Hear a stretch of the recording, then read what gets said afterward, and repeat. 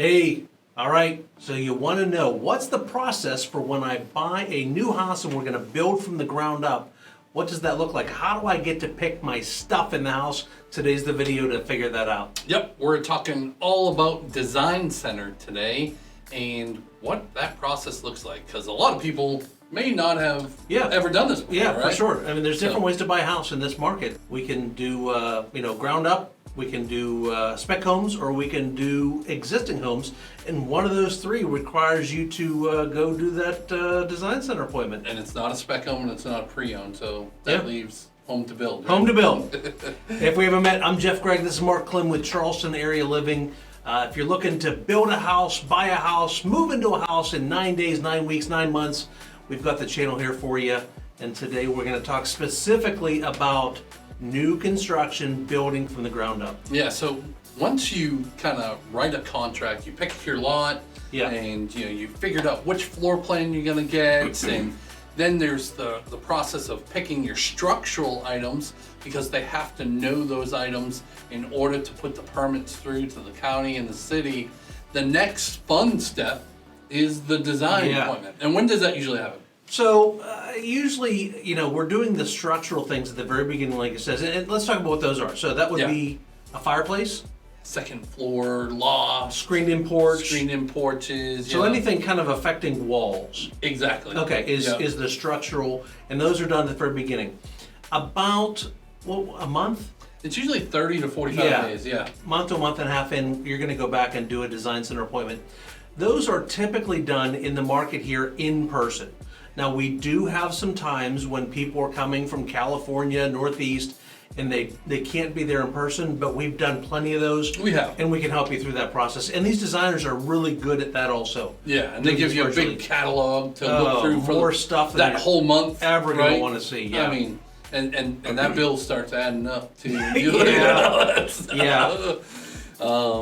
When we go in there, normally what we try to do is we say, listen, we're gonna put everything in this house that you could possibly want. Yep. And let's find out what that worst case scenario is. They're pretty good at going in and saying, hey, listen, on this house, we see the majority of people put $25,000, $75,000, whatever it is, into that house. But we need to come up with a game plan of what's the worst case scenario with everything in this house that we would want, and then we can always take stuff back. Yeah, and things people don't think about too, right? They'll help you with, hey, should I add lights to this room or not add lights to this room? Yeah. Like all the homes are going to come with a pre-wire usually in certain rooms, but not every room, so you might have to add it to some rooms. But then you might want those hi-hats, is what they call them now, because they're not real can lights anymore, right? They just kind of sit there. But some rooms will have that, some rooms won't. And like Jeff said, these designers do a phenomenal job of really guiding you through the process. Like, hey, you don't need that much light in the room unless you're going to be in a video studio like right now. And talking through like ceiling fans, because are you going to put lighting in your ceiling fans? Because we kind of encourage everybody to do ceiling fans in a lot of rooms here in South Carolina. So that's something. But here's the other thing I like about these guys, and also with the experience that Mark and I have, is there's just certain things that we're going to say, listen, you're better off to do this on your own. Afterwards. Yeah. The builder charges a lot of money for this piece. So it could be a screened-in porch. The structure will be there, but maybe you want to do the screen yourself after. You know what's a good one is those pendant lights over the wall. wall. Totally, yeah. It's way better. You get so much more selection on Amazon or wherever. That's a real good one. And ceiling fans is definitely one. Ceiling fans, oh yeah. Very rarely do we want to see builder grade, but there are some things that we find are a great value when designing these homes. One of them was done in the structural side, and that is adding like more of a patio, poured concrete, or even making the driveway wider. Or the insulation, upgrading it from R30 to R38 or whatever. Blinds, yep. Blinds are one that we often see that are a good value from the builder, but we can help walk you through that process. Yep. So once you go into the design studio, whether you're doing it virtually or not, but it's more so when you're actually working in there with someone. Usually the first step is with somebody from CPI or Home Telecom or something like that, where they will sit down with you and pick all of your alarm systems, Where are your TVs going to go? Do you want them at the regular level because you're going to put it on top of a dresser? Or do you want the outlets at 5 feet because you're going to hang it on the wall? And obviously you don't want the cord running down the wall type of thing. So that's kind of step one. And then the design expert will come. Yeah, and so when we go into these places and we kind of pick the big stuff first. So obviously like the first biggest thing we're going to go with is normally floors. Kitchens. So are we doing floors that are, hardwoods or laminates or vinyls or carpet? And then we go up to the big stuff in the kitchen, the cabinets, the countertops. Is it granite, formica? What's the thing I'm blanking on? Yeah, not Formica. It's not Formica. Oh my gosh. Oh golly. Why do we do this? I don't. And then I could have just kept going. Yeah. And nobody would have known I couldn't think of it. Of the one. Quartz. Quartz. Definitely quartz. It was going to come to us eventually. At least it came to us now and not like 5 minutes. Yeah. Another thing about the garage, quartz. It's back. We've done that before. Totally have. And then bathrooms is a big thing. So, and like you don't have to do the same flooring in the whole house. People often do different things. Obviously, vast majority you must do tile in the wet areas like the bathrooms. Yep. Laundry can be different. You can put carpet in the bedrooms. Do you like carpet in the bedroom or do you like hard? My wife likes carpet in the bedroom. I kind of like hard in throughout the whole house. Yeah. Just because it's easy to vacuum and mop. You know what I mean? Yeah. You guys have a Roomba? We do. We used to. We don't anymore. We have animals, so. Yeah. That happened to a friend of mine. John, up in Virginia. He had a friend bring their dog over, and the dog turned it on the floor, and the Roomba went around and spread it all around the house. It was horrific. Did you see the new Roomba commercials where No. it looks like the guy's inside the vacuum? Oh, driving and they're around? like, move to the left, move to the left, big turn in the lane. It's a funny commercial. We are way off schedule. All right, let's bring it back. Yeah, bring it back. Bathrooms, kitchens, those are the big things. Floors, cabinets, lighting, like they said. On the back porch, the lighting, thinking about where to do. Do you want a TV outlet on the back porch? Like now's the time to do that. Mm-hmm. I will tell gas you. stubs are, Oh yeah. That's structural though. It is, because they're running lines through but Yeah. if you want to put a gas stub out in the back for your gas grill, so you don't have to fill those tanks. I just do the tanks. Yeah, I do too, but I wish I had the stuff. I probably would have done it. Oh, and if you have the opportunity, don't make the same mistake I did. I cheaped out. I should have. about this all over I the know the gas lights here that are cool in Charleston area On the front, the on real the front gas. porch. Yeah, the real gas. I didn't. Not do the one. fake one. Well, let's show the fake ones again. Are we gonna show it right now? Yeah. Okay. Yeah, this is what I ended up with at my house. It looks so Same bad. thing, right? Yeah, not even close. I get ridiculed. My neighbors laugh at me when they walk by because I'm trying to pretend like I got gas lights and I don't.